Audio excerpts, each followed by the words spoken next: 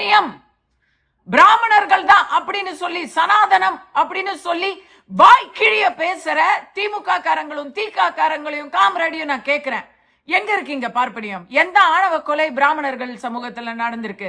எந்த ஆணவ கொலை உங்களுக்கு மற்ற முற்போக்கு சமூகம் என்ற அல்லது ஃபார்வர்ட் காஸ்ட் நீங்க சொல்லி காட்டுறீங்களே ஒவ்வொரு தரமும் அங்க நடந்திருக்கு? சொல்லுங்க.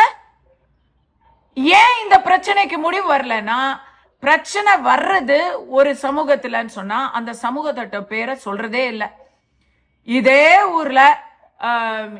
ஊர்லங்க இன்னும் மறக்க கூட இல்லாது முஸ்லிம் பெண்ணை காதலித்த ஒரு இளைஞன் மர்மமான முறையில் தூக்கில் தொங்கி காணப்படுகிறான். அந்த பெண்ணோட வீட்டிலேயே, அந்த பெண்ணோட வீட்டு மொட்டை மாடியிலேயே அவர் தற்கொலை செய்து கொண்டது போல இருக்கிறார். அவருடைய உடல் கண்டுபிடிக்கப்படுது. அது என்ன ஆச்சு? அது உண்மையா பொய்யா என்ன எதுவுமே நம்ம பேச மாட்டோங்க. ஏன் தெரியுமா?